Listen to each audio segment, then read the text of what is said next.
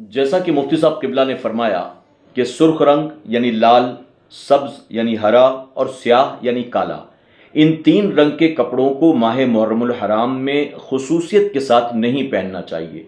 अब सवाल ये है कि क्या ये मसला सिर्फ मर्दों के लिए है या औरतों के लिए भी मसला है।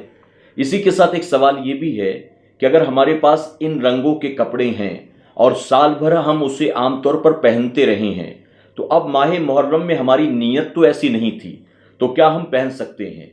इसी के साथ एक सवाल ये भी कि अगर मैं शर्ट मान लीजिए काले रंग का पहनता हूँ और पैंट का रंग अलग है, या मान लीजिए मैंने ऊपर कुछ पहना है वो लाल है, नीचे कुछ और है, ऊपर सब्ज है, नीचे कुछ और है, तो इस तरह से क्या पहनने की इजाज़त होगी।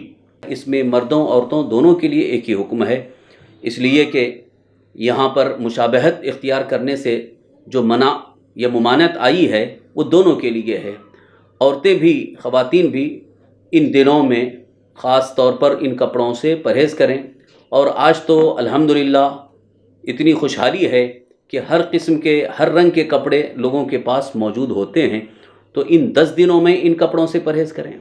रहा मसला ये कि अगर मुकम्मल नहीं पहने हुए हैं, जैसे कि ऊपर का अलग है नीचे का अलग कपड़ा है, जिससे ज़ाहिर होता हो, जैसे ऊपर का शर्ट या कुर्ता जिससे ज़ाहिर होता है, क्योंकि पहनावे में आम तौर पर ये ऊपर का हिस्सा यही ज़ाहिर होता है, तो इसको न पहनाया जाए, और क्योंकि इसमें मुशाबहत बिल्कुल वाज़ेह और ज़ाहिर होती है।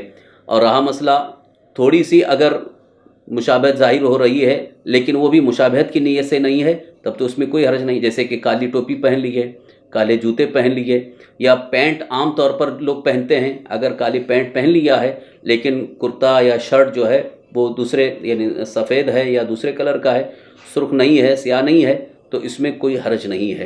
क्योंकि पैंट पहनना ये आम तौर पर लोगों में जो रिवाज है, काली पैंट पहना जाता है। इसी तरह से अगर कोई सदरी पहने हुए हैं, शेरवानी पहने हुए हैं, तो इसमें कोई हर्ज नहीं है। लेकिन जहाँ तक हो सके इन 10 दिनों में ऐसे कपड़ों से परहेज़ ही बेहतर है, ताकि किसी भी तरह से मुशाबहत न होने पाए। वल्लाहु ताला।